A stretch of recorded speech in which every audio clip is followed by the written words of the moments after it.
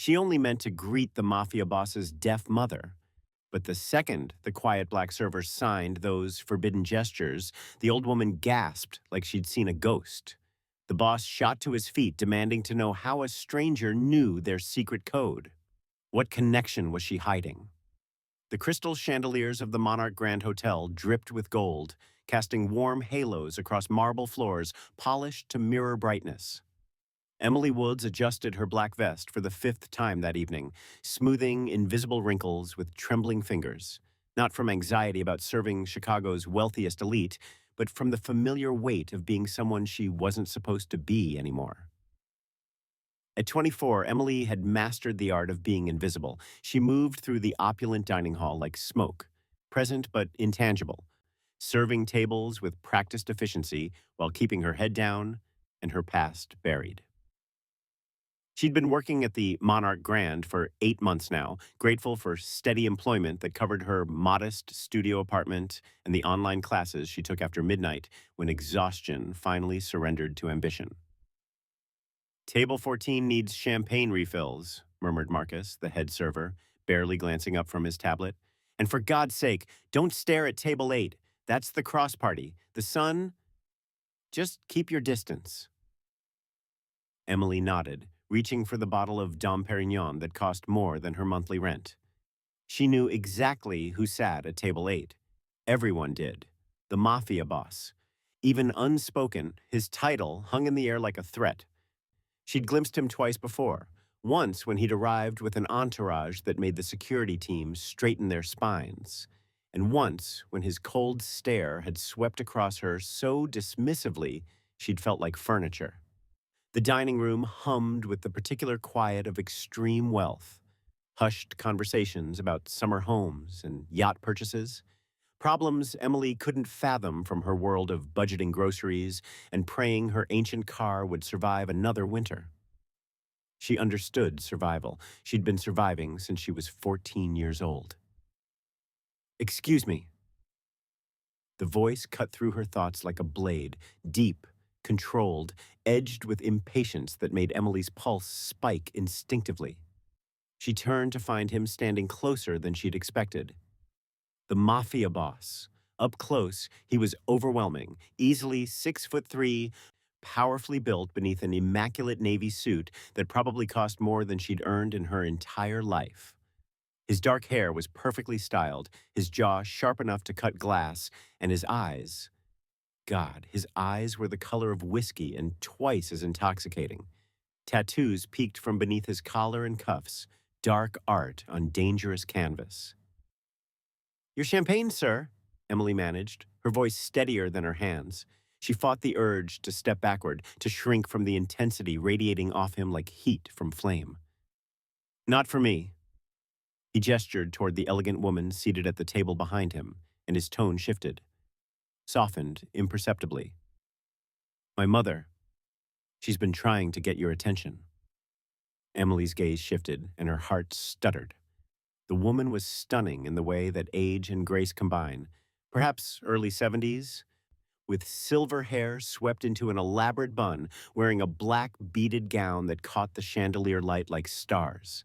Her hands moved in fluid gestures, her face lit with patient hope and something else. Frustration. Recognition sparked through Emily like electricity. She knew those movements. She knew exactly what they meant. Without thinking, and thinking was the only thing that had kept her safe for 10 years, Emily set the champagne bottle on the nearest table and approached the woman. "Good evening," Emily signed, her hands flowing with the precise, advanced movements she'd sworn she would never use in public again. "How may I help you?" The transformation on the woman's face was instantaneous, radiant. Her hands danced in response, signing rapidly with obvious delight. "Oh, how wonderful! I was hoping to compliment the chef. The duck confit is extraordinary. It reminds me of a restaurant in Florence where my late husband took me 50 years ago." "I'll make sure he receives your kind words," Emily signed back, genuinely smiling for the first time all evening.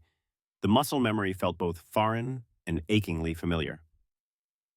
"Would you like me to ask about the preparation? I believe the chef uses a special orange reduction." Behind her, Emily was distantly aware that something had shifted in the restaurant's atmosphere. Conversations had quieted, attention had turned, but she was focused entirely on the elegant woman's animated response about Florence, about restaurants where the pasta was made by hand each morning, about how rare it was to find someone who truly communicated rather than just nodded politely and walked away. "You're very skilled," the woman signed, her eyes warm. "Most people panic when they realize I'm deaf. Your signing is beautiful. Where did you learn?" Emily's hands froze mid-gesture. The question hung between them like a trap she'd walked into blind. She'd been so careful, so disciplined, and now one moment of human kindness had cracked open the door she'd spent a decade sealing shut. I Emily's hands moved slowly now, mechanical. "I studied linguistics in school, just something I picked up." The lie tasted like ash. "Is that so?" The mafia boss's voice cut through the moment like a knife through silk. He stood directly behind her now, close enough that she could smell expensive cologne and something darker, more dangerous beneath it. His eyes fixed on her with an intensity that made her feel stripped bare, examined, catalogued. "You're full of surprises, aren't you, Miss Woods?" Emily whispered, hating how her voice shook. "Emily Woods." "Emily." He said her name like he was testing it, tasting it for deception. "Advanced sign language, fluent conversation. That's not something you just pick up in a linguistics class." The chandelier light caught the edge of his face, highlighting the sharp planes, the barely contained power in his stance. Emily's survival instincts screamed at her to run, but her feet might as well have been nailed to the marble floor. "It's nothing important, sir, just—" "Nothing important?" He stepped closer, his voice dropping to a tone that somehow felt more dangerous than shouting. The restaurant had gone silent now. Even the kitchen noise seemed muted. "You speak sign language fluently enough to make my mother laugh for the first time in weeks. What else are you hiding, Emily Woods?" The question landed like a physical blow. Emily could feel eyes on them from every table. Marcus hovering nervously by the wine station. Other servers frozen mid-service. Wealthy patrons watching the drama unfold like theater. "I should get back to work," Emily said quietly, reaching for the champagne bottle with hands that trembled visibly. She silently cursed her body's betrayal, the way fear always showed on her skin. "Wait." His hand caught her wrist, not violently, but firmly enough to stop her movement. The contact sent an unexpected shock through her system, electric and terrifying. She saw something flicker in his eyes that suggested he'd felt it too, something that looked almost like surprise breaking through the granite of his expression. For 3 heartbeats, neither of them moved. "I'm sorry," he said finally, and the gentleness in his voice was somehow more unsettling than his earlier intensity. "That was unnecessarily harsh." His thumb pressed against her pulse point. Whether intentionally or not, she couldn't tell. "My mother doesn't connect with people easily. Your kindness, it matters more than you know." Emily's first instinct was to pull away, to rebuild the walls, to retreat into invisibility. But something in his face stopped her. A flash of vulnerability beneath all that controlled power. A glimpse of someone who understood what it meant to protect someone you loved. "Your mother is lovely," she heard herself say, meeting his gaze even though every survival instinct screamed at her to look away. "She was telling me about Florence, about restaurants where they make the pasta by hand." His grip on her wrist loosened but didn't release. "She doesn't share those stories with strangers." "Maybe I'm not a stranger," Emily said softly, then immediately regretted it. His eyes darkened with something she couldn't read: curiosity, suspicion, or perhaps something more dangerous than either. "No," he murmured. "I don't think you are." He released her wrist, and Emily stumbled backward half a step, her skin burning where he'd touched her. Without another word, she grabbed the champagne bottle and fled to the safety of the service station, her heart hammering against her ribs like it was trying to escape her chest. She didn't look back. She didn't dare. but she could feel his eyes on her for the rest of the evening, tracking her movements across the dining room like a predator who just discovered interesting prey. 3 days later, Emily found herself unable to stop replaying that moment. His hand on her wrist, his mother's delighted laughter, the way the entire restaurant had gone silent. She'd expected to be fired, or worse. Instead, Marcus had handed her an envelope at the end of her shift. Inside, a tip that was triple her weekly salary and a handwritten note on heavy cream cardstock. Thank you for seeing my mother. Cross. The Thursday evening crowd at the Monarch Grand was sparse, giving Emily room to breathe between tables. She was clearing dessert plates from table 6 when she felt it, that unmistakable sensation of being watched, raising goosebumps along her spine despite the dining room's warmth. She turned slowly, inevitably. The Mafia boss sat alone at table 8, his dark eyes fixed on her with an intensity that made the chandelier light seem dim by comparison. His mother wasn't with him tonight, just him, watching her with the patient focus of someone who had all the time in the world and knew exactly how to use it. Emily's hands trembled as she set down the plates. This wasn't over. This was just beginning. But Emily Woods was no stranger to being hunted. She'd been running for 10 years, and she'd learned the hard way that the moment you let someone see who you really are, the moment you drop your guard and let kindness override survival, that's when the past comes crashing back with teeth bared. And her past had very sharp teeth indeed. Emily's shift should have ended at 11. It was now midnight, and she was still wiping down tables with mechanical precision, anything to avoid walking past table 8 where he still sat, nursing what had to be his fourth espresso, his gaze tracking her like a spotlight she couldn't escape. The kitchen staff had already left. Marcus had given her a look, half concern, half warning, before disappearing into the night. The other servers had clocked out an hour ago, whispering among themselves about the scene Emily had caused, about how the Mafia boss hadn't taken his eyes off her since Tuesday. 3 nights. He'd been there for 3 nights in a row. Emily's hands trembled as she folded napkins, her mind racing through possibilities like shuffling a deck of marked cards. Maybe he was just curious. Maybe his mother had mentioned her. Maybe, "You work too hard, Emily Woods." She spun around, nearly dropping the water pitcher. He stood less than 5 feet away, having moved with the silence of something predatory. Up close, under the dimmed chandelier light, he looked different. Tired, perhaps, or troubled. The hard edges of his face seemed softer in the shadows. "Mr. Cross, Just Cross," he gestured toward the empty dining room. "Everyone else has gone home. You should too." "I'm almost finished, sir." "Cross," he corrected again, something almost like amusement flickering in his dark eyes. "And no, you're stalling. You've wiped that same table 3 times. Heat crept up Emily's neck. He'd been watching that closely. "My mother wants to see you again," he continued, his tone shifting to something more businesslike. "She's asked about you every day. Apparently you promised to tell her about the chef's orange reduction recipe." Emily's throat tightened. I didn't think she'd remember." "My mother forgets nothing." He paused, studying her face with unsettling intensity. "Neither do I. Where did you really learn to sign like that?" There it was again, that question she couldn't answer without unraveling everything. Emily gripped the pitcher tighter, using the weight of it to ground herself. "I told you! Linguistics—" "Don't lie to me." His voice dropped, not threatening, but absolute. "I've had people check. There's no record of you taking sign language courses, no deaf relatives listed in your background. In fact, Emily Woods barely exists before 2017.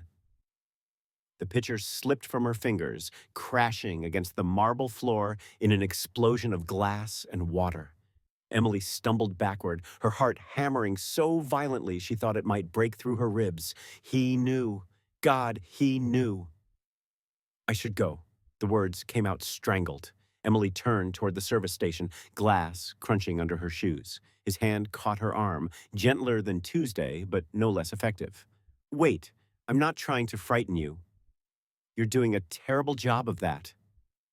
The words escaped before Emily could stop them. To her shock, his expression softened, almost smiled. Fair enough. He released her arm but didn't step back. My mother genuinely wants to see you. That's all. Tomorrow, if you're willing, I'll pay you for your time. I don't want your money. Then what do you want? The question hung between them like a challenge. Emily met his gaze, seeing something unexpected there, curiosity mixed with something that looked almost like concern. I want to be left alone, she whispered. I don't think that's true. He reached into his jacket pocket and Emily flinched instinctively. His eyes darkened at her reaction. I'm getting my phone, Emily, nothing else. He showed her the screen, a photo of his mother, Rebecca, sitting in what looked like a sun-drenched conservatory, signing something to the camera. The joy on her face was undeniable.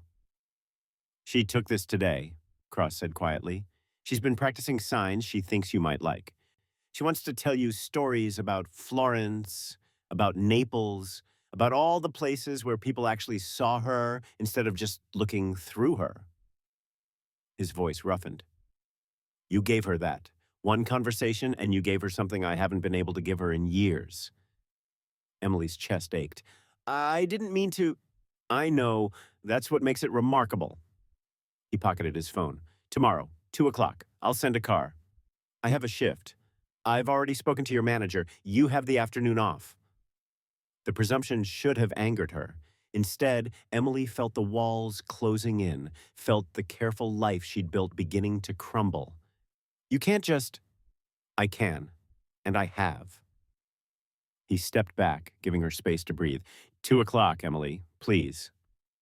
The please surprised her more than anything else he'd said. Emily's apartment was dark when she finally got home at 1 a.m.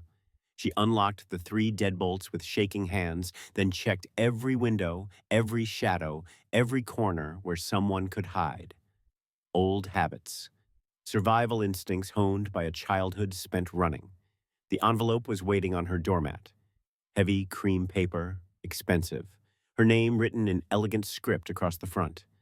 Emily's blood turned to ice. No one should know where she lived.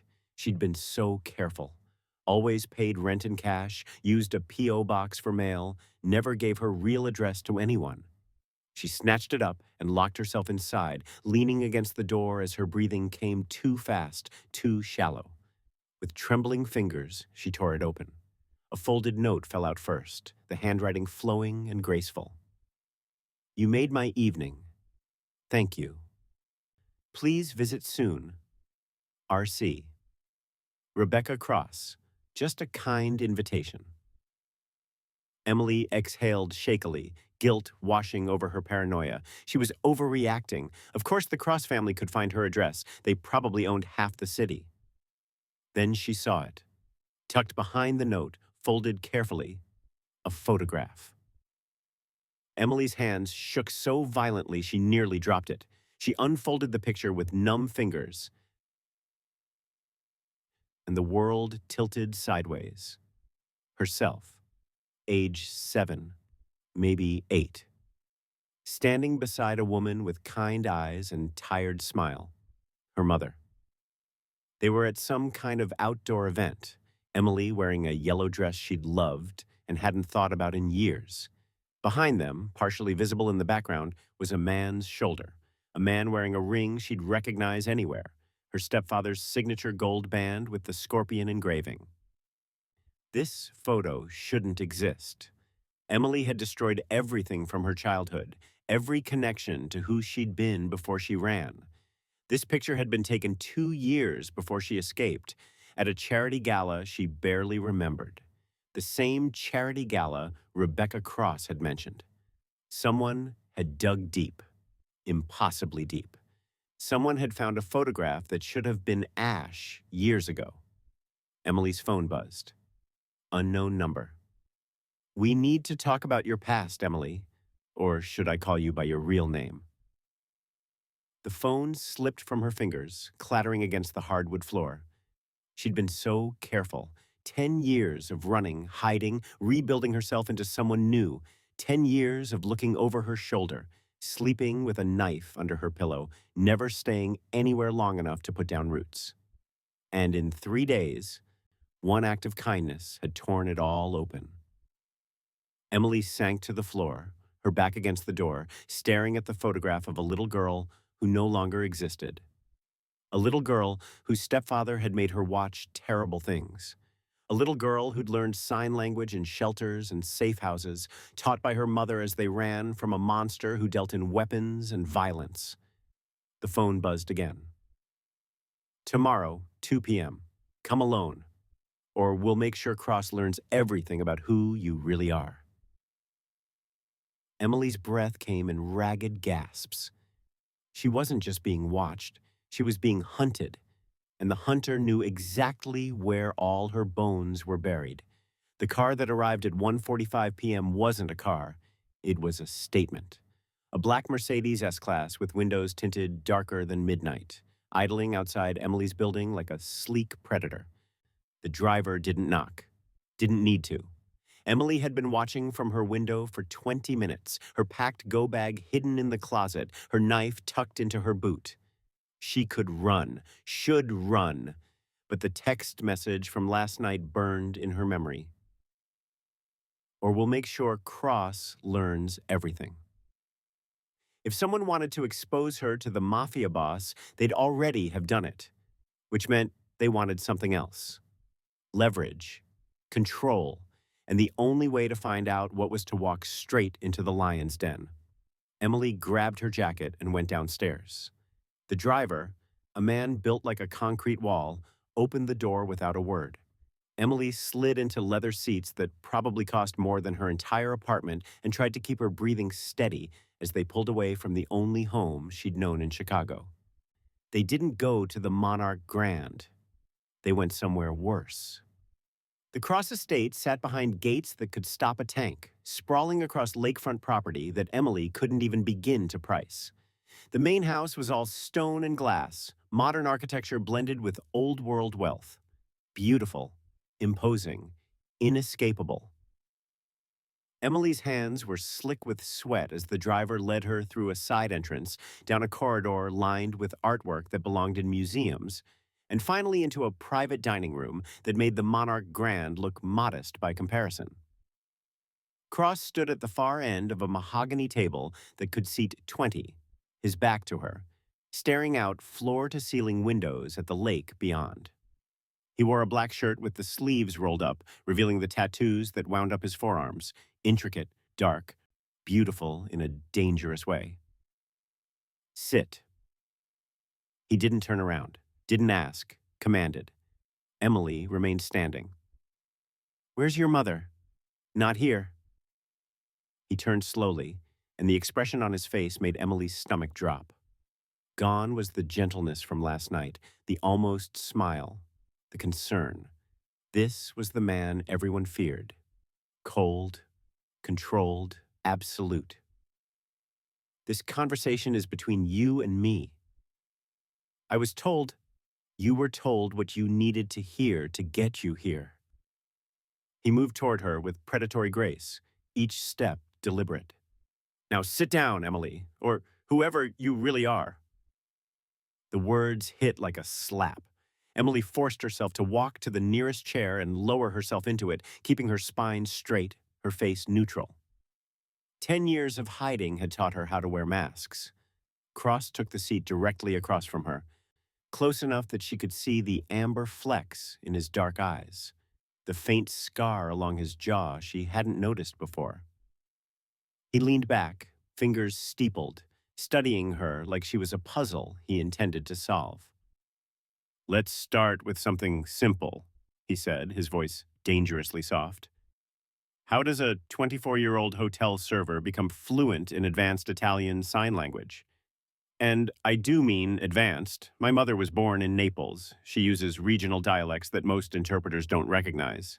Yet you signed back flawlessly. Emily's mind raced.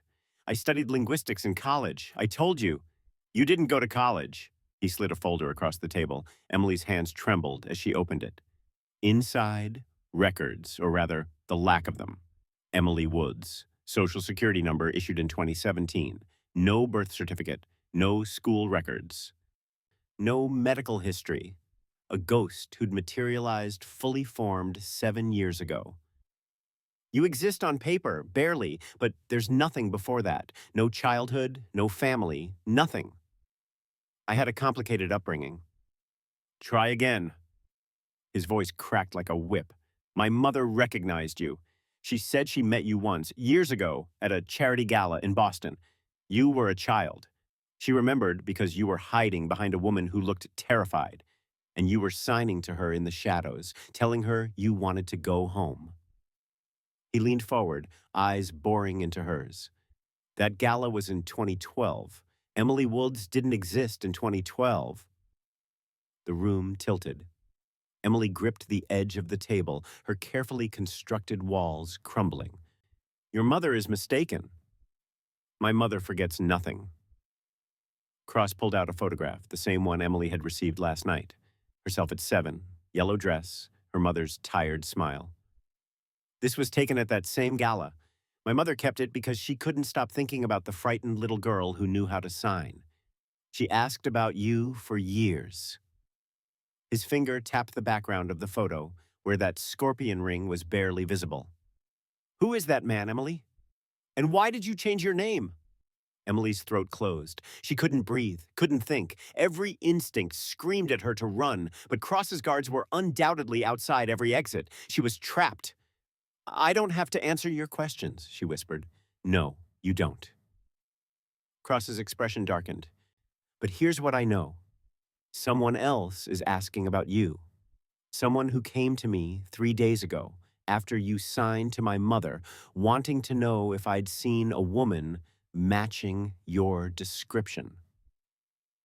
He pulled out another photograph, a security camera image, grainy but clear enough. A man with a cruel face and a jagged scar running from his left eye to his jaw. He said he was looking for his stepdaughter, said she'd run away as a teenager, and he just wanted to find her, make sure she was safe. Emily's blood turned to ice. The scar. That face. Older now, harder, but unmistakable. Adrian Malick's lieutenant. The man who'd taught her what real fear felt like. The man who'd stood guard while her stepfather conducted business in basement rooms where children shouldn't go. You know him, Cross's voice cut through her panic. Not a question. An observation. Emily's hands shook violently. She clasped them together under the table, trying to hide the tremor. No, I don't. Stop lying to me! Cross's fist slammed against the mahogany, the sound like a gunshot in the enclosed space. Emily flinched hard, and something flickered across his face. Regret, maybe, or recognition. He took a breath, visibly restraining himself. When he spoke again, his voice was quieter, but no less intense. I turned him away because something felt wrong, too smooth, too rehearsed. But he's been seen around the hotel, asking questions, showing your picture to staff. Cross leaned across the table, close enough that Emily could smell his cologne mixed with something sharper. Anger, frustration. So, I'm going to ask you one more time, and I suggest you think very carefully about your answer. Who are you, really, Emily Woods? The silence stretched between them, heavy with unspoken threats and buried truth. Emily's mind raced through options, through lies, through escape routes that didn't exist. Finally, she met his eyes. If I tell you, she said, her voice barely above a whisper, people will die. Good people. Your mother might die, and you'll wish you'd never asked. Cross didn't blink. Try me. Emily's chest tightened. She'd spent 10 years running from this moment, from the inevitable confrontation where her past and present collided. She'd always known it would come. She just never imagined it would happen in a lakefront mansion, across from a man whose mother had shown her more kindness in one evening than she'd known in years.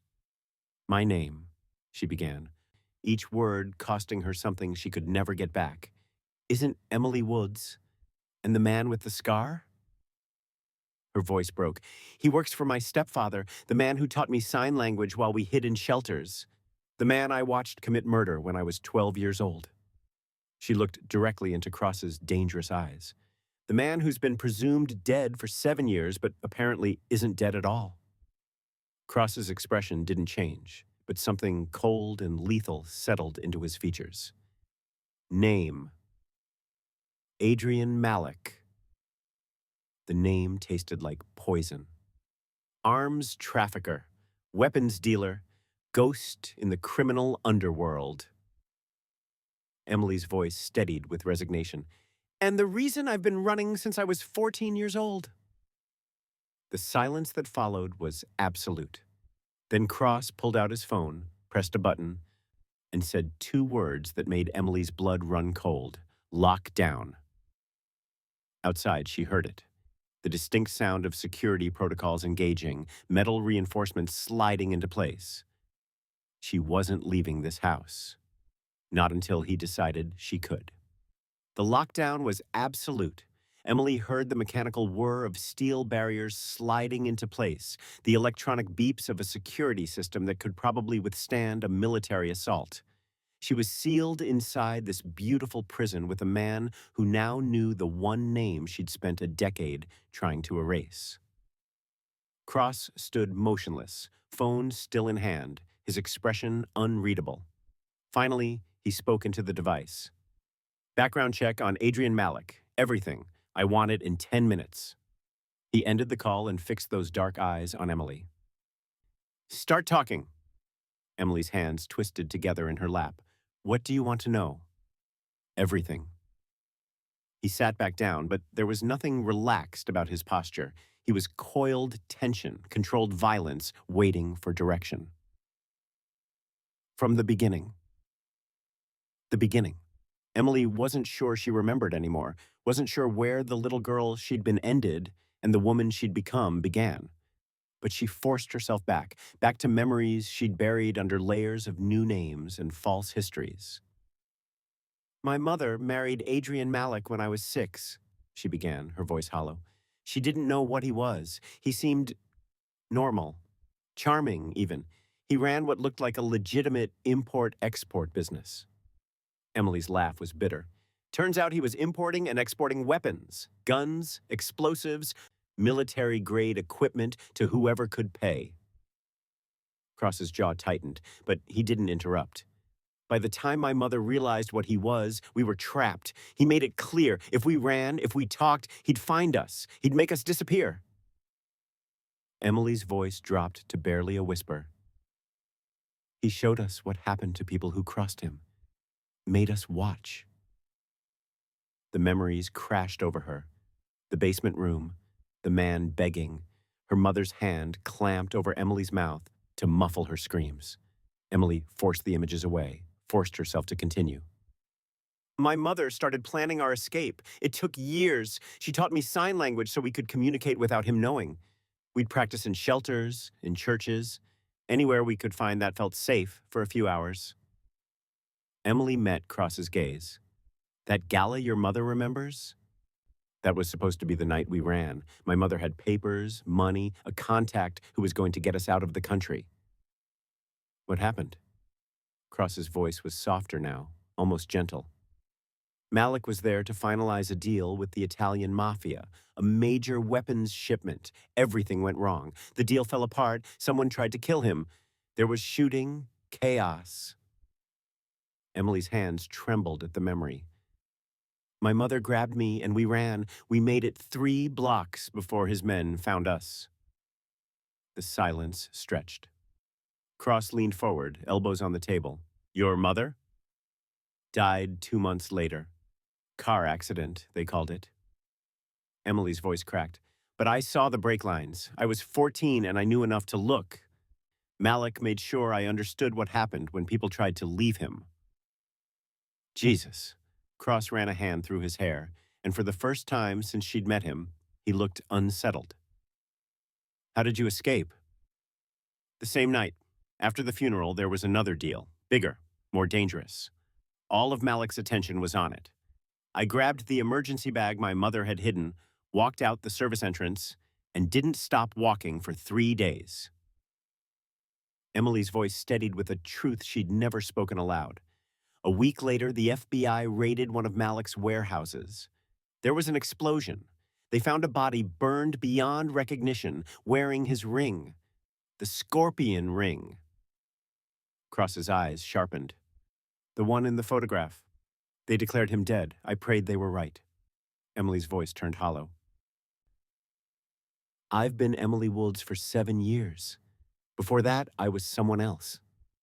And before that, she stopped herself. Some names were too dangerous to say aloud. But he's not dead. Cross's tone was flat, certain.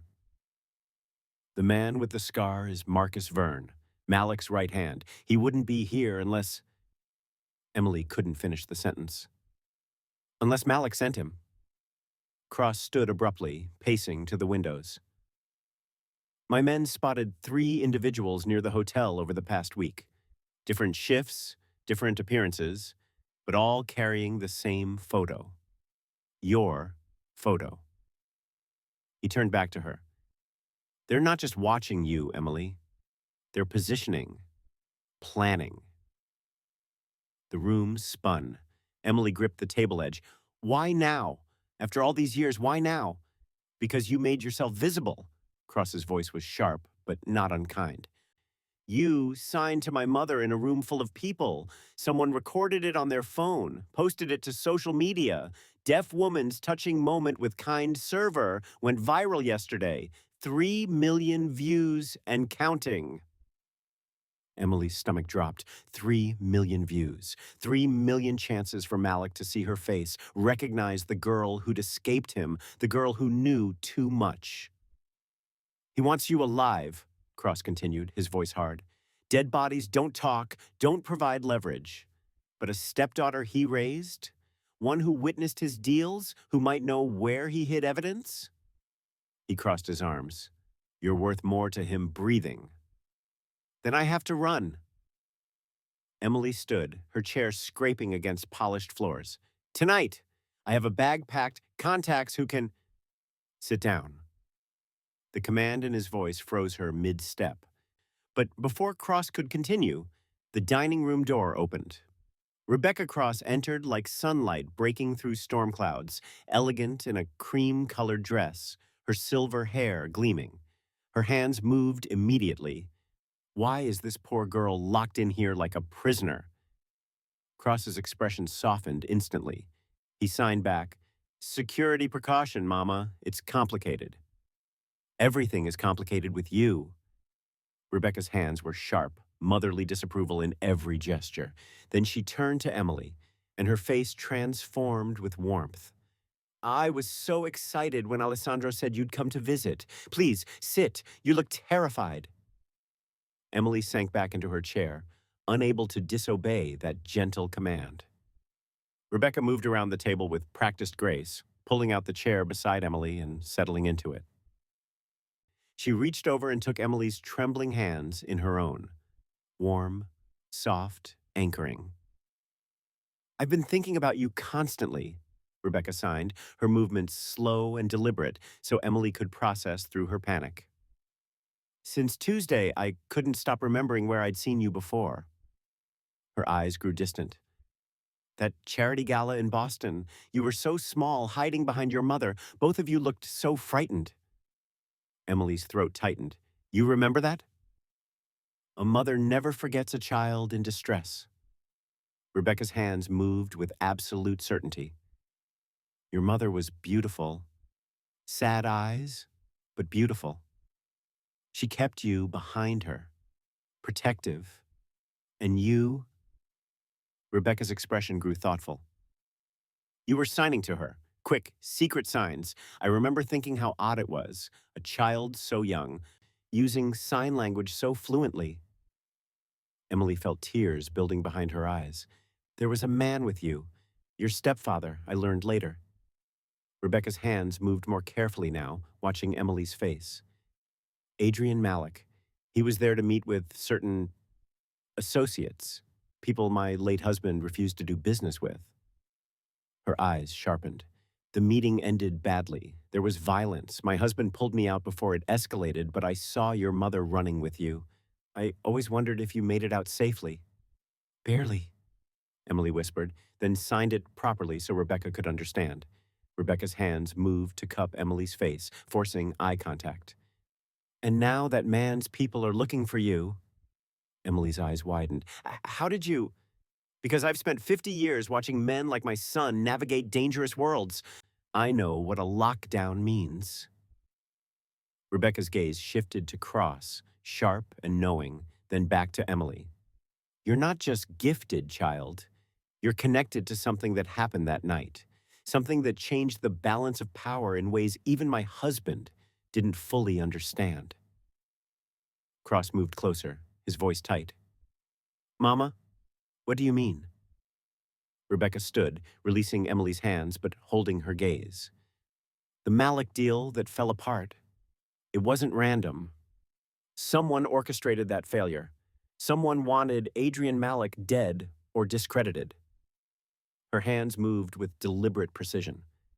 And someone succeeded, or we all thought they had. Emily's mind raced. Are you saying? I'm saying, Rebecca signed, her expression grave, that if Adrian Malik is alive and wants you back, it's not just about leverage or revenge. It's because you know something. Something worth waiting 10 years to retrieve. The weight of those words settled over the room like a shroud. Cross spoke into the silence, his voice hard as steel. Then we need to figure out what that something is before Malik does.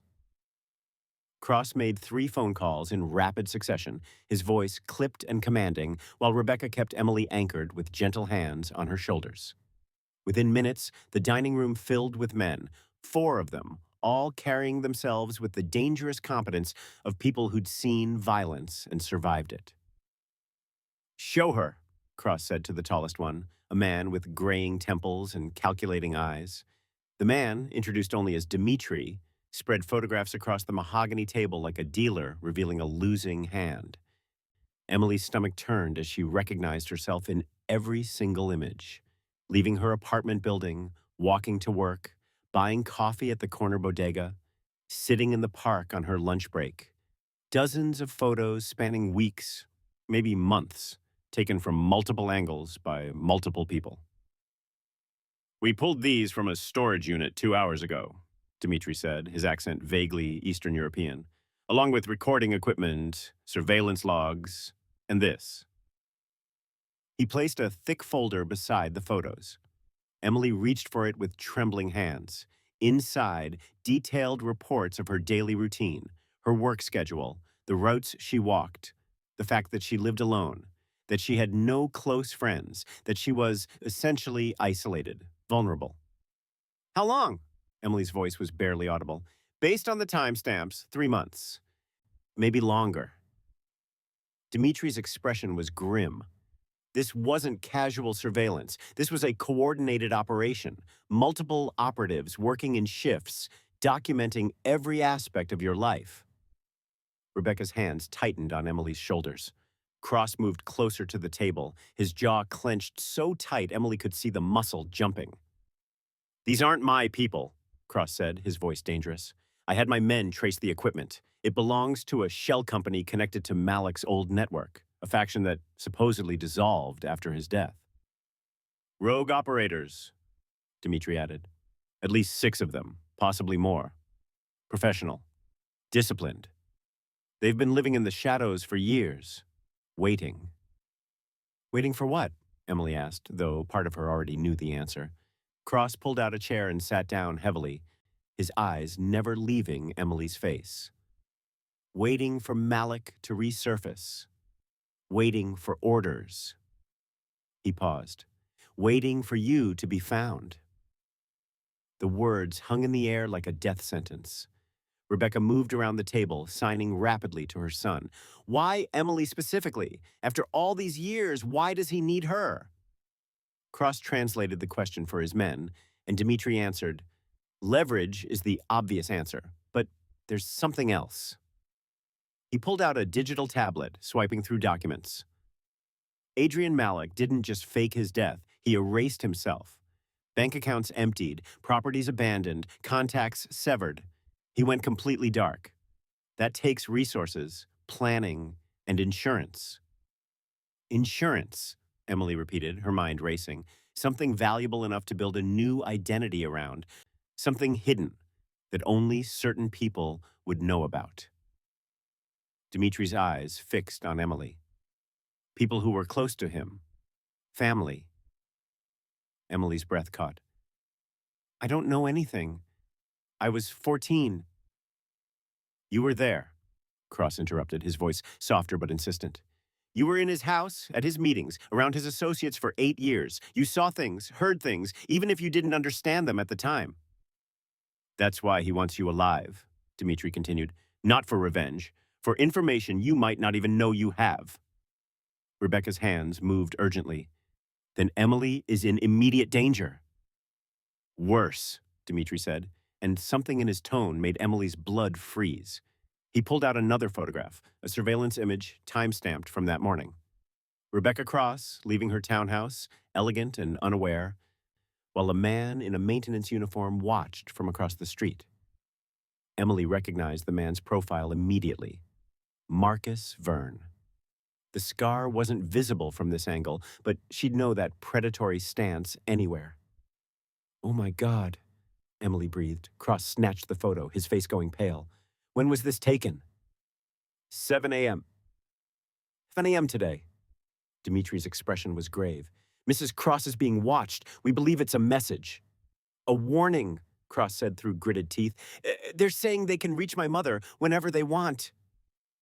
Rebecca, reading her son's face, signed quickly. What is it? Alessandro, tell me. Cross couldn't meet his mother's eyes. Emily watched something break in him, the controlled facade cracking to reveal genuine fear underneath. When he finally signed the truth, his hands moved with barely contained violence. Rebecca's face went white. Her hands dropped to her lap, suddenly still. They wouldn't dare, Cross said, but his voice lacked conviction. Killing you would start a war. Unless they want a war, Dimitri interrupted. Unless creating chaos is part of the plan. Malik was always about disruption, about taking advantage of power vacuums. If Mrs. Cross dies, you'd be distracted, vulnerable. Your organization would fragment, and in that chaos, Malik moves in and takes what he wants, Cross finished, his voice hollow. Emily stared at Rebecca's name on another document Dimitri had produced, a list, clinical and precise, with dates and locations, a hit list. Rebecca Cross was third from the top, scheduled for elimination within the week. The world tilted sideways. Emily pushed away from the table, stumbling toward the windows, her vision blurring. This was her fault.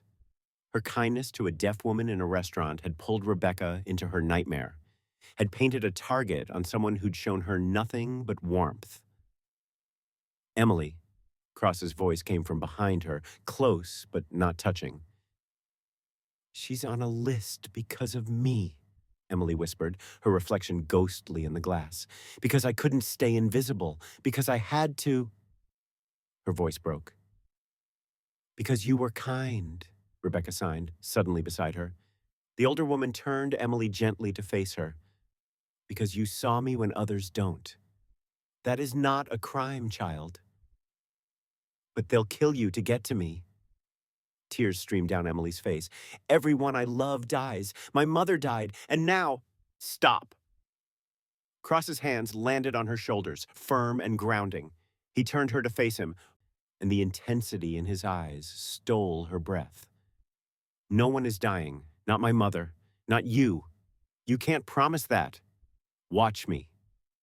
His voice was steel wrapped in silk. Tell me everything. Every memory, every detail, everything Malik ever said or did around you. If you know something valuable, we find it first. If you're the key to whatever he's hidden, we use that against him. Emily shook her head, her breath coming in ragged gasps. I was just a child. I don't know anything important.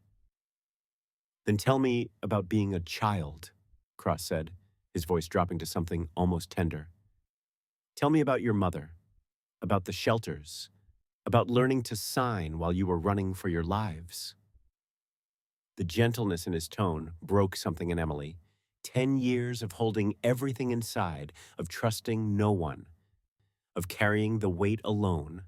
It all came crashing down. We moved every 3 months, she heard herself say, the words pouring out like blood from a wound. Different cities, different names. My mother worked whatever jobs would pay cash. We slept in shelters when we had nowhere else to go. That's where we met Sarah. Sarah? Cross prompted softly. A deaf woman who volunteered at a shelter in Philadelphia. She taught my mother advanced sign language so we could communicate without Malik understanding, so we could plan our escape in plain sight. Emily's voice broke. My mother learned so fast. She was brilliant. She taught me everything Sarah showed her, and we'd practice for hours, talking about the life we'd have when we finally got away. Rebecca's hands moved gently.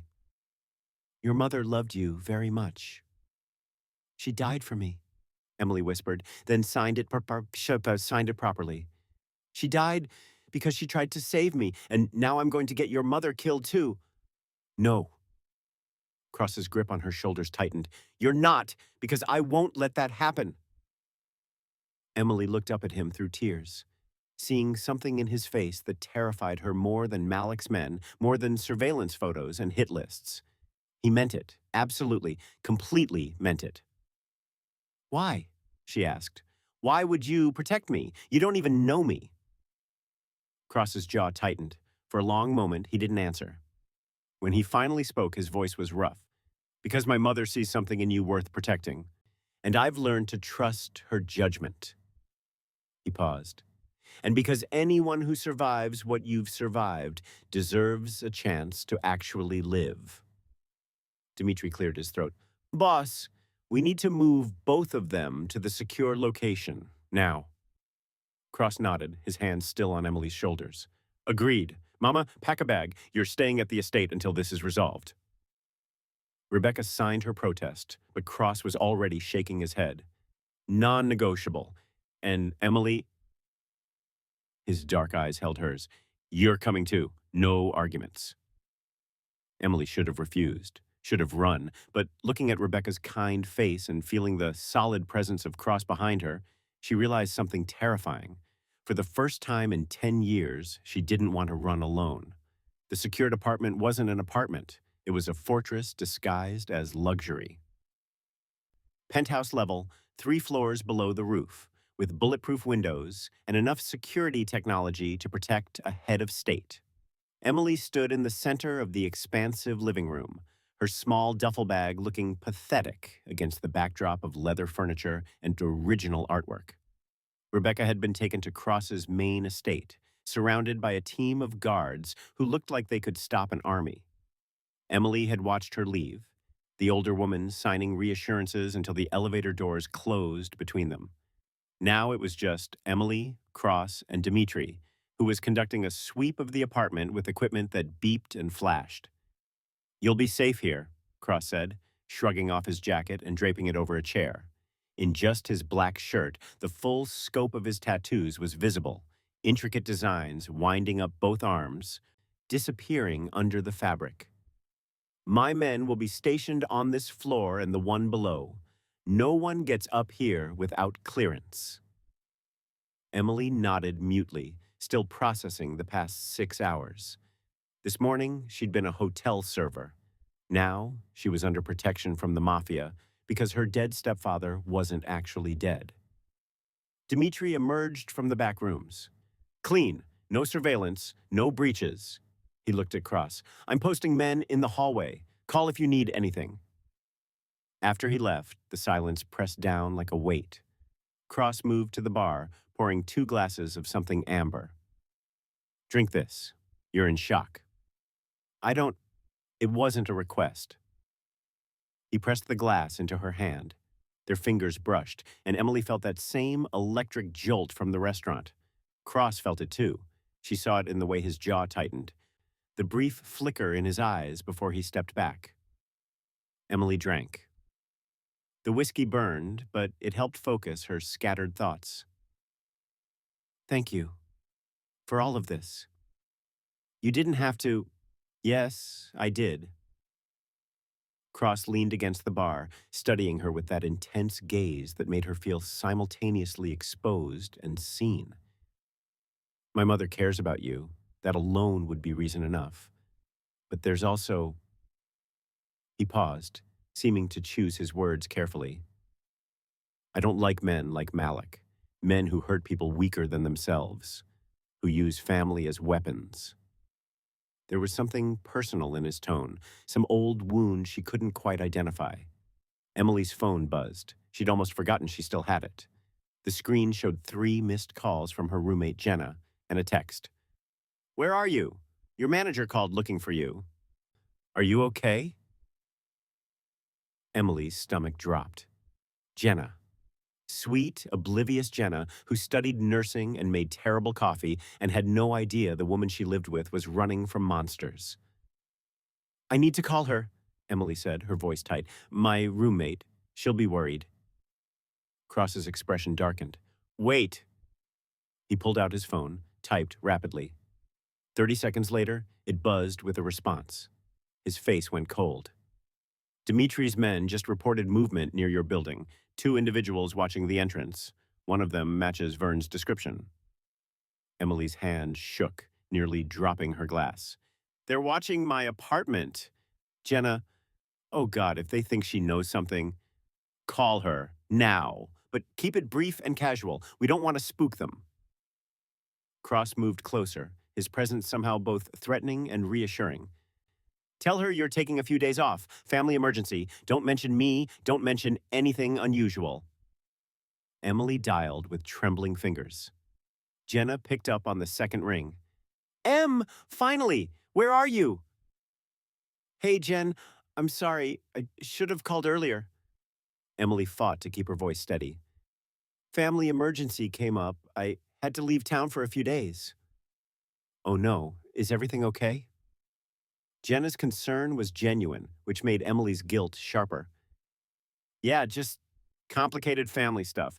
Listen, do me a favor. Stay with your boyfriend this week. I know it's sudden, but sure, no problem. Tyler's been wanting me to spend more time at his place anyway. Jenna laughed, oblivious. You sure you're okay? You sound weird. Just tired. I'll call you in a few days, okay? Okay. Take care of yourself. Emily ended the call and immediately felt tears burning behind her eyes. She has no idea. She thinks I'm dealing with family drama, not... Her voice cracked. You did the right thing, Cross said quietly. Getting her away from the apartment. My men will watch her, make sure she stays safe. She shouldn't need protection. Emily's voice rose, all the fear and guilt exploding outward. She's innocent. She doesn't deserve to be pulled into my nightmare because she had the bad luck of being my roommate. I know. Cross's voice was maddeningly calm. But she is involved now, and we'll keep her safe. I promise you that. Emily laughed bitterly. You keep making promises you can't guarantee. I keep every promise I make. There was absolute certainty in his tone. Every single one. Something about the way he said it made Emily believe him. Cross moved toward the terrace doors. Come on, you need air. The terrace was expansive, offering a view of Chicago's skyline that should have been beautiful. Instead, it just reminded Emily of how high up they were, how trapped. The autumn air was cool against her skin, carrying the scent of distant rain. Cross leaned against the railing, his profile sharp against the city lights. You can ask, you know. Ask what?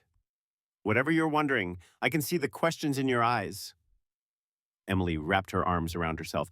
Why do you care, really? I'm nobody, a waitress who got tangled up in something that isn't your problem. You became my problem the moment you signed to my mother. Cross turned to face her. And you're not nobody. You're a woman who survived 8 years of hell, escaped at 14, and built a life from nothing. That takes strength most people don't have. The compliment landed like a physical touch. Emily looked away, uncomfortable with being seen so clearly. I just ran. That's not strength, it's cowardice. Running from monsters isn't cowardice, it's survival. Cross moved closer, close enough that she could see the amber flecks in his dark eyes. And surviving takes more courage than people realize. You've been fighting alone for 10 years. That ends now. You make it sound simple. Nothing about this is simple. His voice dropped. But you're not alone anymore, whether you like it or not. Emily met his gaze, and something passed between them, an understanding, a recognition. They were both people who'd learned to survive in dangerous worlds, who wore armor to protect what was soft underneath. You're not as cold as you pretend to be, Emily said softly. Cross's expression flickered.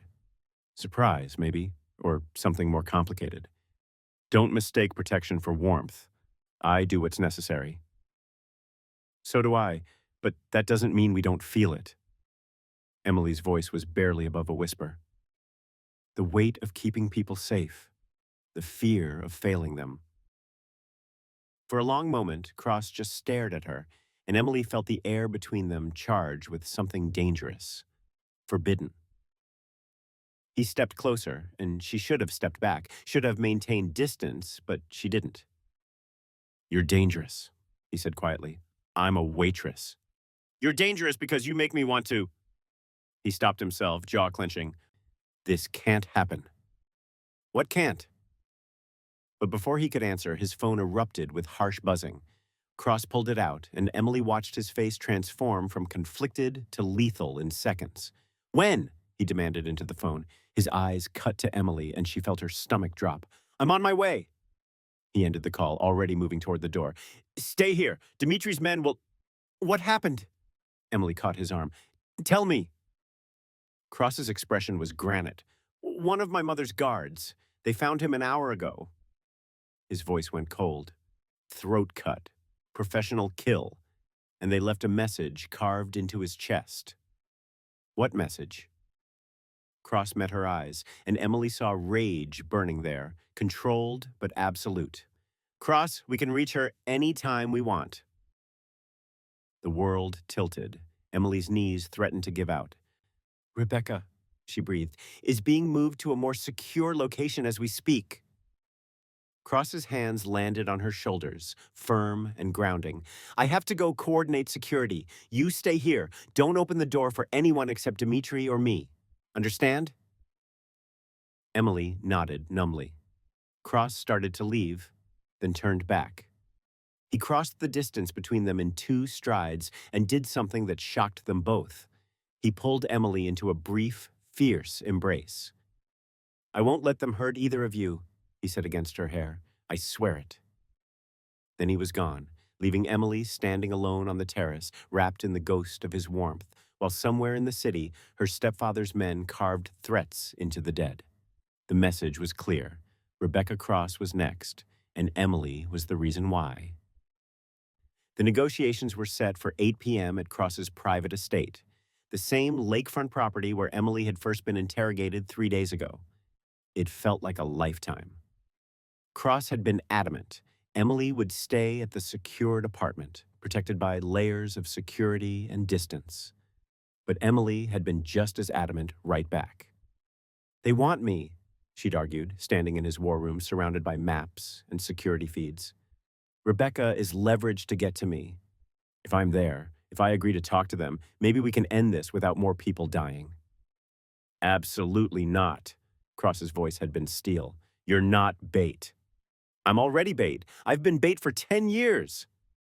Emily planted her hands on the table, meeting his dangerous gaze without flinching. The difference is, now I'm bait with an army. Your mother's life is on the line because of me. Let me help end this. Rebecca, sitting beside her son, had signed her support. The girl is right. If Adrian Malik wants to negotiate, he needs to see what he's asking for. Cross had looked between them, 2 stubborn women who'd somehow formed an alliance in 72 hours, and finally conceded with a curse in Italian that made his mother raise an eyebrow. Now, as the SUV approached the estate's gates, Emily wondered if she'd made a terrible mistake. The property was transformed into a fortress. Armed guards patrolled the perimeter at 20-foot intervals. Sniper positions were visible on the roof. Security cameras covered every angle, and Dmitri had assured them that facial recognition software was running on every entrance. If Marcus Verne or anyone on Malik's known associate list gets within 100 yards, we'll know, Dmitri said from the front seat. He'd been Emily's shadow for the past 2 days, professional and unreadable. Cross sat beside Emily in the back, his presence radiating controlled tension. He hadn't spoken to her directly since they'd left the apartment, but she felt his attention like heat against her skin. "The meeting will be in the conservatory," he said finally, his voice tight. "Glass walls, open sight lines. My men will have visual contact at all times. At the first sign of trouble—" "I know," Emily interrupted softly.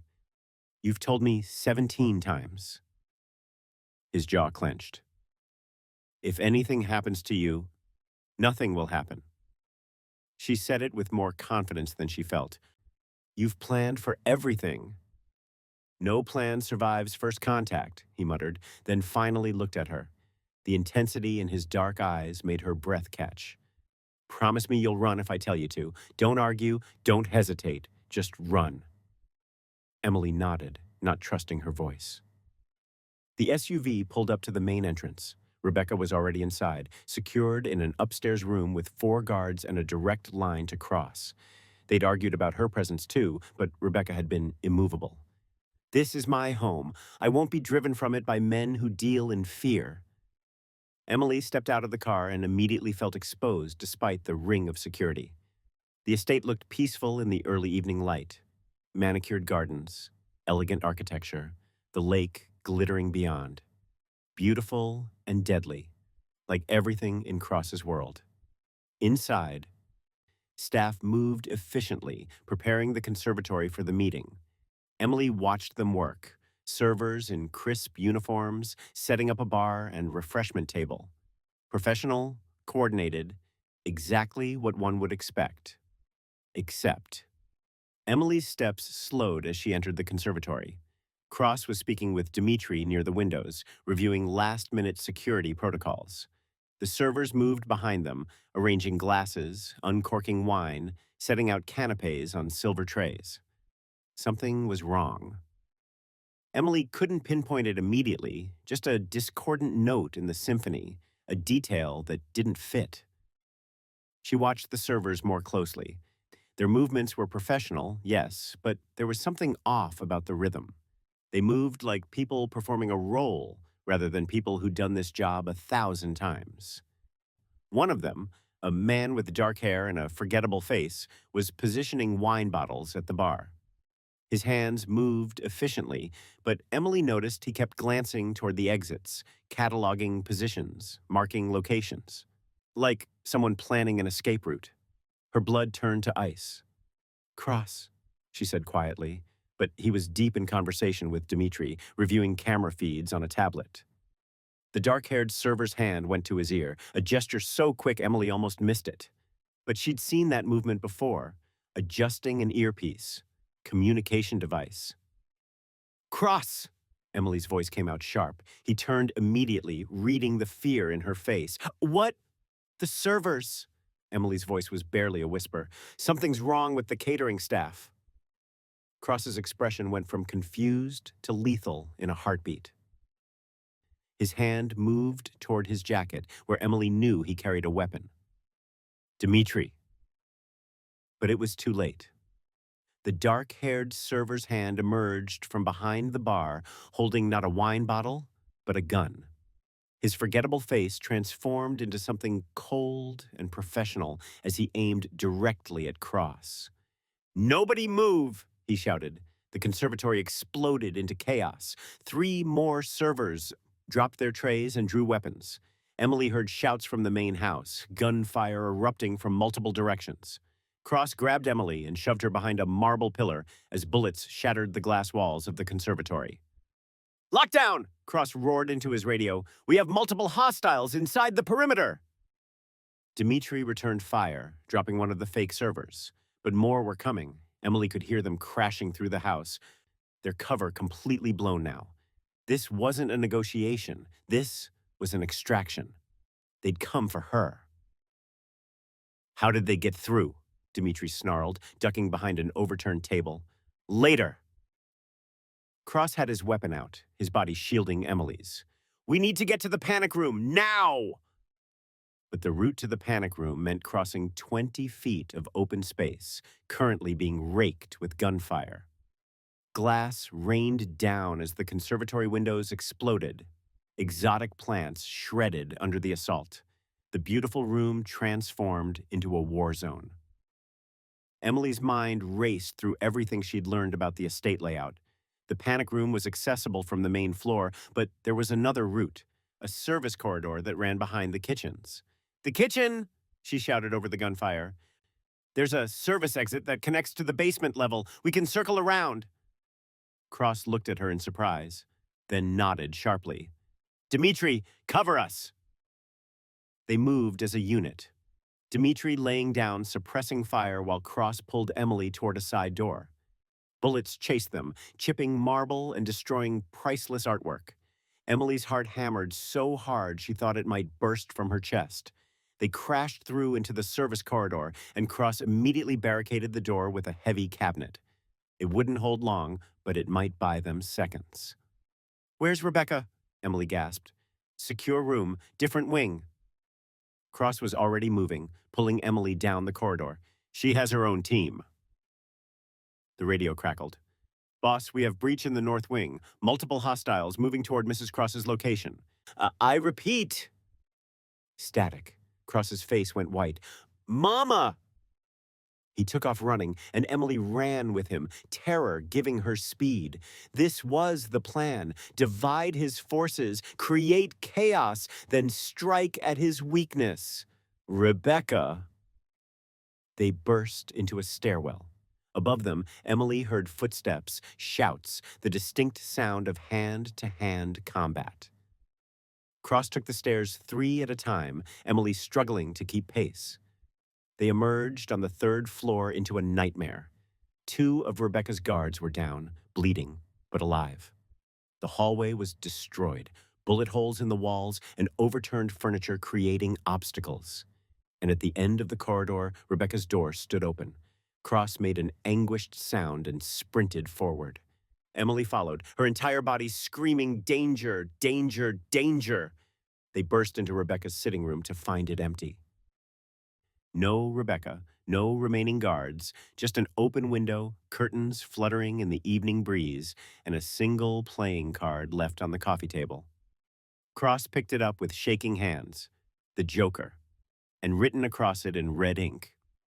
Trade, Emily for Rebecca. You have 1 hour. We'll call. Emily's knees gave out. She'd thought they were hunting her to extract information, to use her as leverage against Cross, but this was simpler. Crueler. They'd taken Rebecca to trade for her directly. Cross's hands crushed the card, his whole body vibrating with barely contained rage. When he finally spoke, his voice was dead calm, the kind of calm that preceded violence. Find them, he said into his radio. I want every camera, every witness, every piece of footage from the last hour. They didn't vanish. They had an exit strategy. He looked at Emily, and she saw murder in his eyes. Not directed at her, directed at the men who'd invaded his home and taken his mother. And get me everything we have on Adrian Malik's last known locations. Every property, every associate, every hole he could hide in. Cross, Emily whispered, tears streaming down her face. I'm so sorry. This is my fault. No. He crossed to her, pulling her to her feet with surprising gentleness, given the rage radiating off him. This is Malik's fault, and he just made the last mistake of his life. His phone rang. Unknown number. Cross answered on speaker. If you've hurt her. Now, Alessandro. The voice was smooth, cultured, with an accent Emily recognized from nightmares. Adrian Malik. Your mother is perfectly safe, comfortable, even. She sends her regards. Emily felt the blood drain from her face. What do you want? Cross's voice was lethal. I think you know. My stepdaughter. The one you've been hiding. Malik's voice turned cold. Bring Emily to the address I'm sending. Alone. You have 1 hour, or your mother starts losing fingers. The line went dead. The address led to an abandoned industrial complex on the outskirts of Chicago, all rusted metal and shattered windows, the kind of place where screams went unheard and bodies disappeared. Emily sat in the passenger seat of Cross's SUV, watching the desolate landscape roll past, her heart a drum of terror and determination. This is a trap, Dmitri said from behind them. He'd insisted on coming despite Cross's orders. He'll kill you both the moment you walk in. I know, Cross said calmly, too calmly. That's why you and the team are going to breach from the east entrance exactly 3 minutes after we enter. Emily and I just need to keep him talking long enough for you to locate my mother.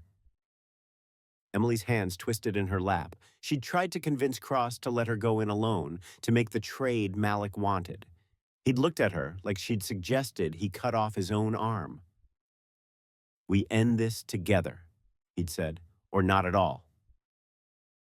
Now, as the SUV stopped a block from the complex, Emily felt the weight of the weapon Cross had given her, a compact Glock that felt foreign and terrifying in her hands. She'd never fired a gun, probably couldn't hit anything even if she tried. Point and squeeze, Cross had instructed. Don't think, just survive. They approached on foot, leaving Dimitri's team to circle around. The main entrance was a massive rolling door, partially open, revealing darkness beyond. Emily's every instinct screamed to run, but she thought of Rebecca, elegant, kind Rebecca, who'd shown her nothing but warmth, and forced herself forward. Cross's hand caught her wrist. Whatever happens in there, whatever he says, remember, he only has power if you give it to him. Emily nodded, not trusting her voice. They stepped into the darkness together. The interior was a maze of rusted machinery and concrete pillars, lit by emergency lights that cast everything in sickly yellow. Their footsteps echoed impossibly loud. Emily's hand trembled on the gun. Emily! The voice came from deep within the complex, amplified by concrete and metal. Rebecca's voice, frightened but alive. Don't come! It's a... The voice cut off abruptly, followed by a sharp sound that might have been a slap. Cross's entire body went rigid. Emily grabbed his arm before he could charge forward. That's what he wants, for you to lose control. He looked at her, surprise flickering through the rage, then nodded once, sharply. They moved deeper into the complex, weapons raised. Emily's training consisted of exactly 20 minutes of instruction from Dmitri, but fear made her focused, alert. A sound to their left, footsteps on metal. Cross signaled her to stop, to stay behind him. But Emily saw the shadow moving to flank them and reacted instinctively, firing twice. The shots went wild, but they achieved their purpose. The figure dove for cover, buying them seconds to reposition. Nice shooting, Cross murmured. I wasn't aiming for him. Even better. They rounded a corner and found themselves in what must have been the main factory floor, a vast open space with a catwalk above and rusted equipment creating obstacles below. And there, in the center, tied to a chair beneath the catwalk, was Rebecca. She looked terrified but unharmed, her silver hair disheveled, her elegant dress torn. When she saw them, relief and fear warred on her face. She shook her head violently, signing with her bound hands. Trap above you! Emily looked up just as gunfire erupted from the catwalk. Cross tackled her behind a massive piece of machinery as bullets sparked off metal. Emily's ears rang from the noise. Covering positions, Cross snarled into his radio. Dmitri, where the hell are you? 2 minutes. Hold position. 2 minutes might as well be 2 hours. More gunfire, this time from multiple directions. Malik's men had them surrounded, pinned down. Cross returned fire with deadly precision, dropping 2 shooters, but more took their places. Emily looked across the open space to where Rebecca sat exposed, vulnerable.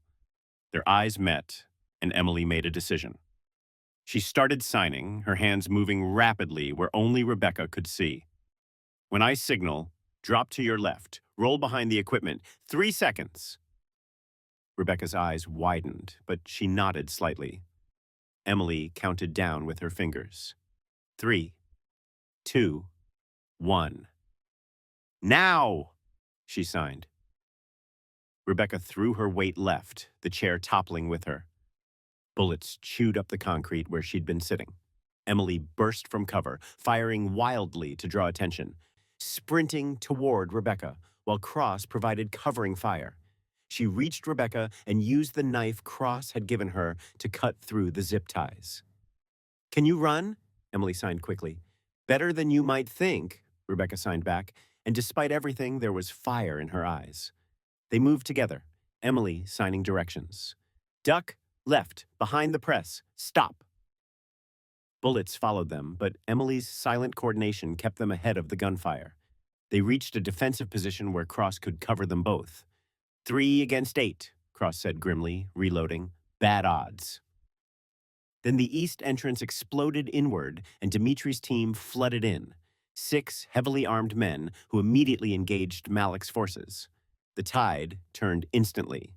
In the chaos, Emily saw movement on the catwalk, a figure moving with purpose toward a service ladder. She recognized the gait, the predatory movement. Marcus Verne. He was escaping. Emily made a split-second decision and went after him. Emily, no! Cross's shout followed her, but she was already climbing, adrenaline and rage propelling her upward. Verne had taken Rebecca, had spent months stalking her, had carved threats into a dead man's chest. She reached the catwalk as Verne hit the ladder at the far end. Emily raised her weapon, but her hands shook too badly. She couldn't make the shot, so she ran. Verne heard her coming and turned, his scarred face twisting into surprise, then contempt. Little Emily Woods, all grown up and playing soldier. Where is he?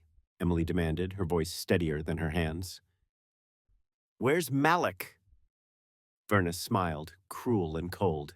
You really think this was about you?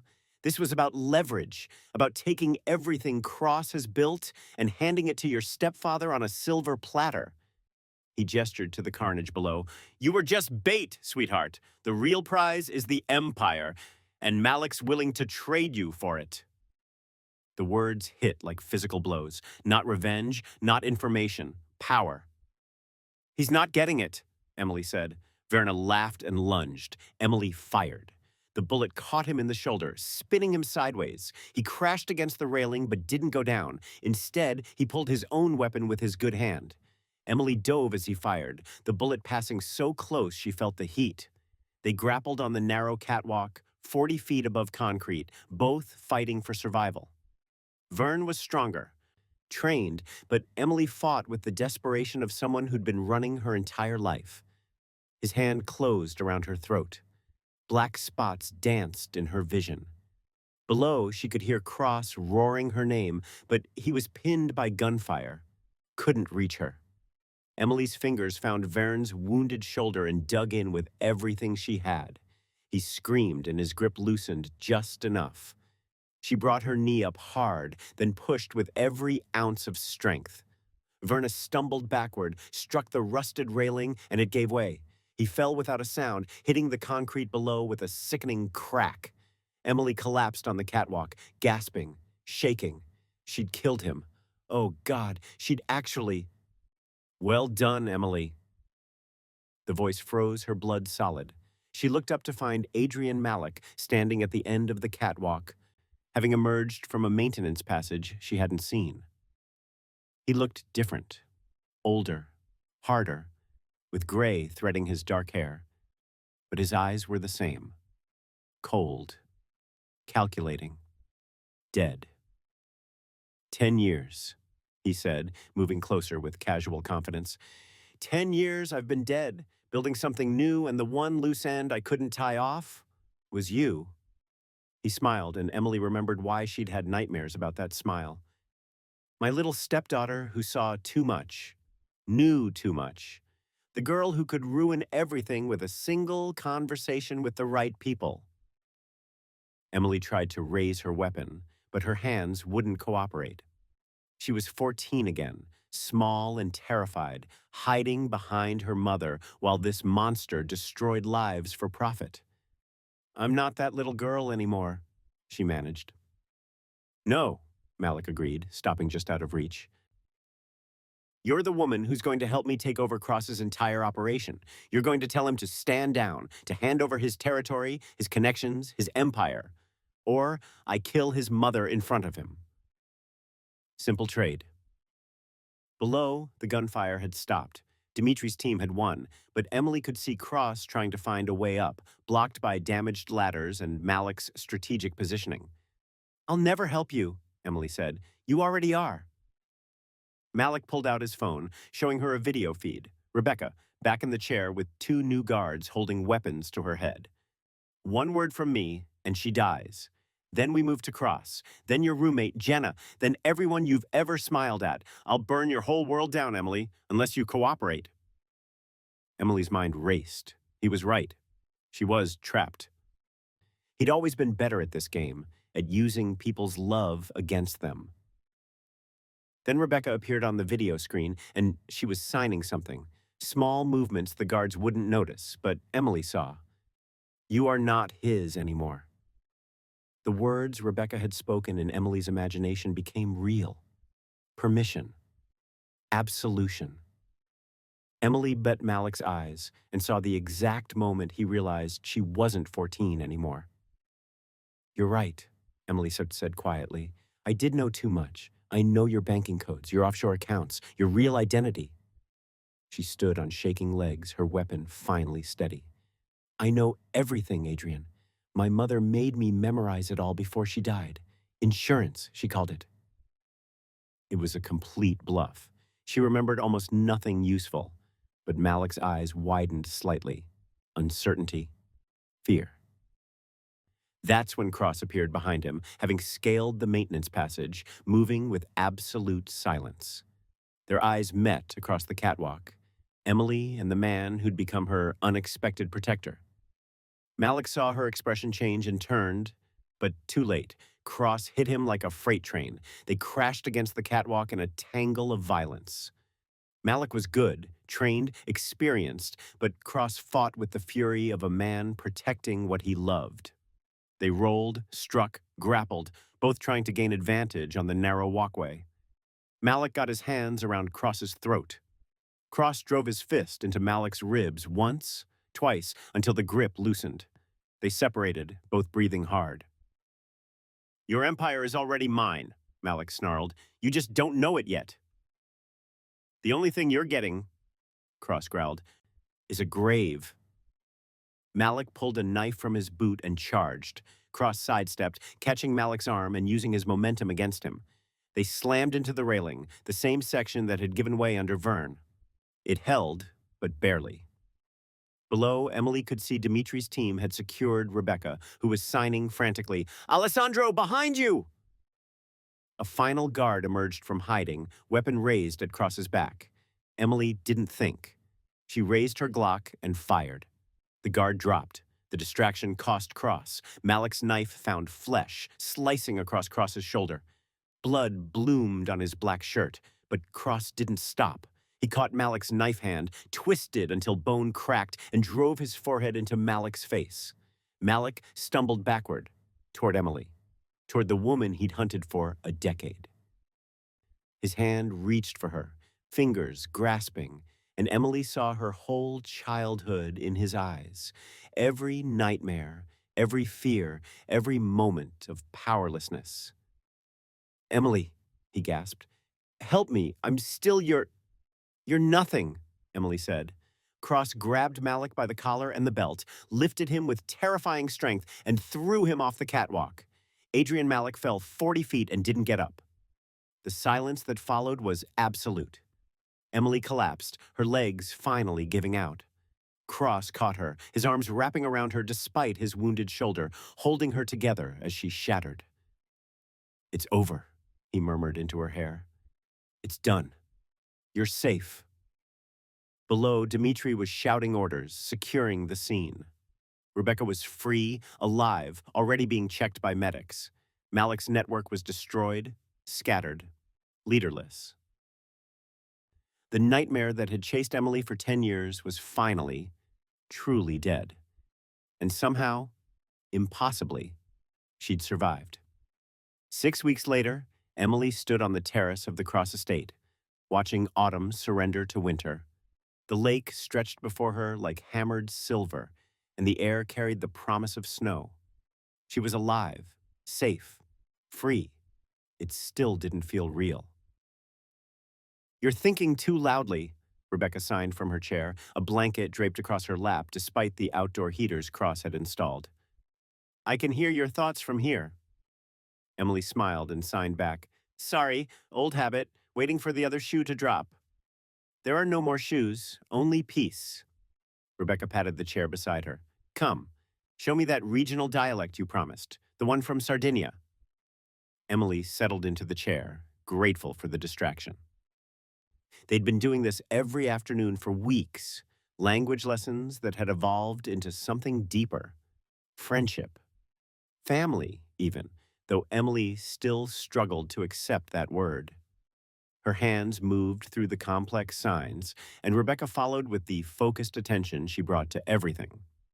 At 72, she was sharper than most people half her age, and she absorbed new signs like she was collecting treasures.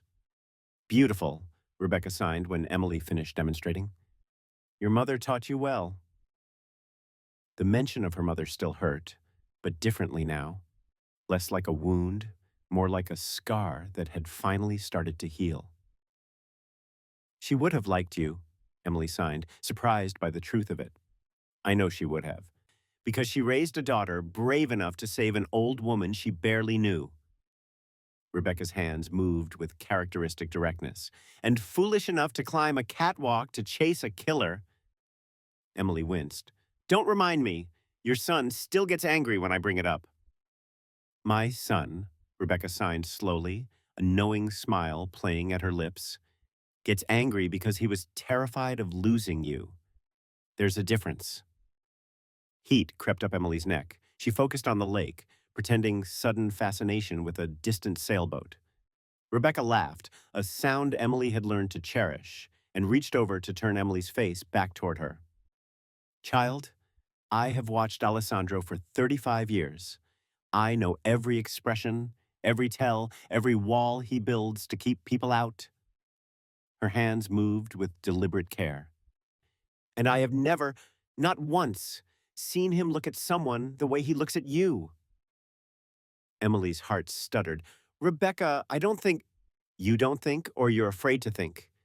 Rebecca's eyes were gentle but unyielding. "You've spent 10 years running. Maybe it's time to stop and see what happens when you stay." Before Emily could respond, she felt it, that awareness that prickled along her spine whenever he was near. She turned to find Cross standing in the terrace doorway, still in his work clothes, tie loosened, looking tired but content in a way she'd rarely seen. "Are you two conspiring against me?" he asked, his voice carrying that dry humor Emily had learned meant he was relaxed. "Always," Rebecca signed cheerfully. "It's our favorite pastime." Cross crossed the terrace with that predatory grace Emily had learned to recognize as protection rather than threat. He kissed his mother's cheek, then settled against the railing near Emily's chair, close but not crowding, respecting the boundaries Emily had built even as those boundaries slowly crumbled.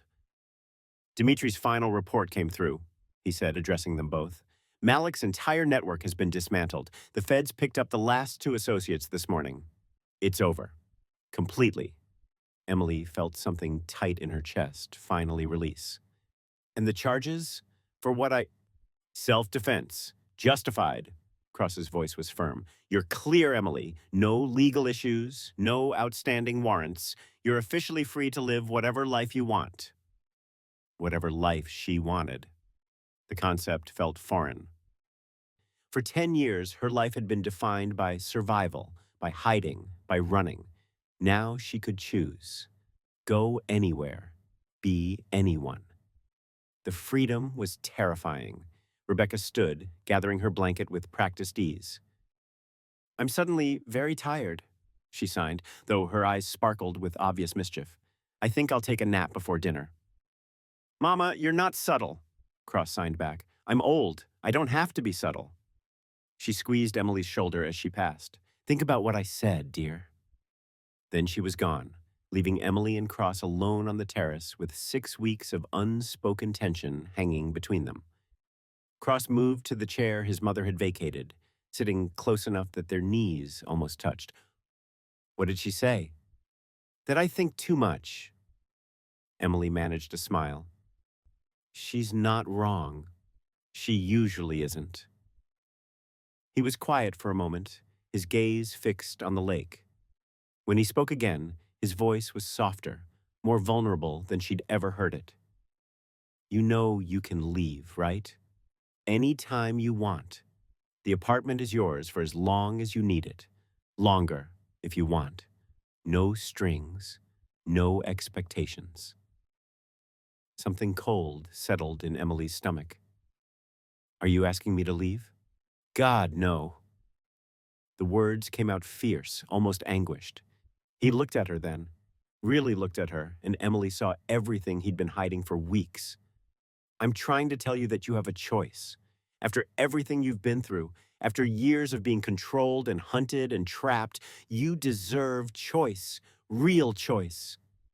And if I choose to stay? The words escaped before Emily could stop them. Cross went very still. Then I'd ask you why. Because your mother has become family to me. Emily's voice was barely above a whisper. Because for the first time in 10 years, I don't feel like I'm pretending to be someone I'm not. Because... She stopped, gathering courage. Because when I think about the future, I don't see running anymore. I see this terrace, this city, this life. And me?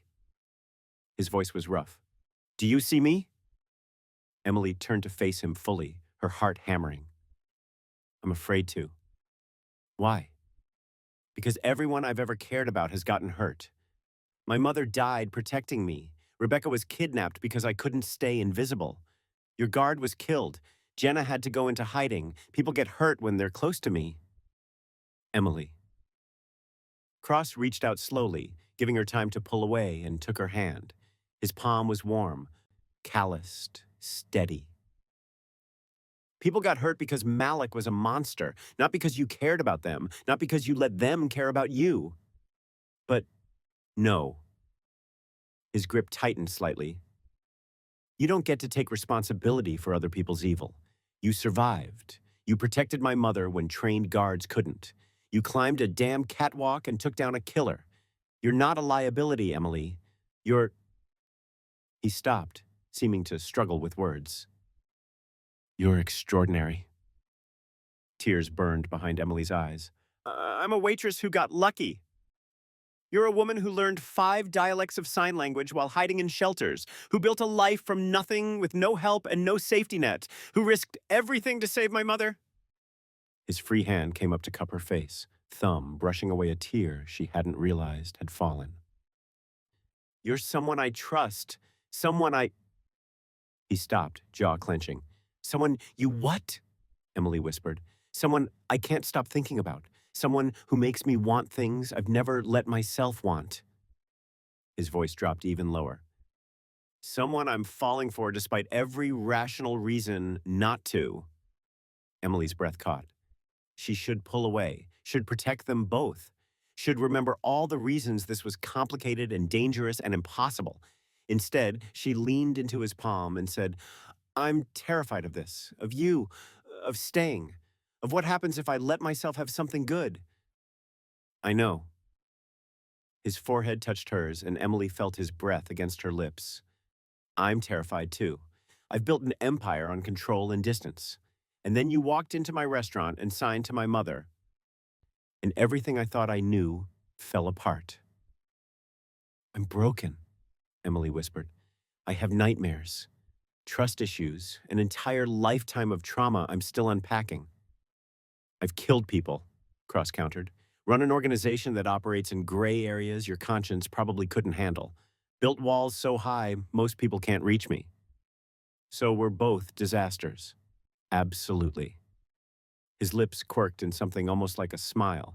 But maybe we're disasters who understand each other. Emily's hand came up to cover his where it still cupped her face. If I stay, really stay, I need it to be real. Not protection, not obligation, not because you feel responsible for me. I'm asking you to stay because the thought of you leaving makes it hard to breathe, Cross said, his voice raw with honesty. Because my mother lights up when you're here. Because I wake up thinking about whether you slept well and go to sleep hoping you'll still be here tomorrow.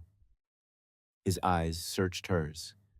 Because for the first time in my life, I want someone to see all of me, the good and the terrible, and choose to stay anyway. Emily felt something break open in her chest, 10 years of walls crumbling. I don't know how to do this, how to be with someone, how to trust that it won't all fall apart. Neither do I. Cross's thumb traced her cheekbone. But maybe we figure it out together. No running, no hiding, just honest. Honest, Emily repeated, testing the word, then gathering every ounce of courage. Honestly, I'm falling for you too, and it terrifies me more than Malik ever did, because he could kill me, but you could break me. I won't. The promise was absolute. I swear to you, Emily, I will spend every day proving that staying is the right choice. Emily believed him. Against all logic, despite everything she'd learned about trust and betrayal and survival, she believed him. So when he leaned in, she didn't pull away. She closed the distance and kissed him, soft and tentative and full of everything she'd been too afraid to feel. The kiss deepened, weeks of tension and fear and want finally breaking free. Cross's hand tangled in her hair, his other arm wrapping around her waist, pulling her closer. Emily went, letting herself fall, letting herself trust that he would catch her. When they finally broke apart, both breathing hard, Cross rested his forehead against hers again. Stay, he whispered. Please, Emily, stay. For the first time in 10 years, Emily Woods, who had learned to run before she learned to rest, chose to stop running. Okay, she said simply. I'll stay.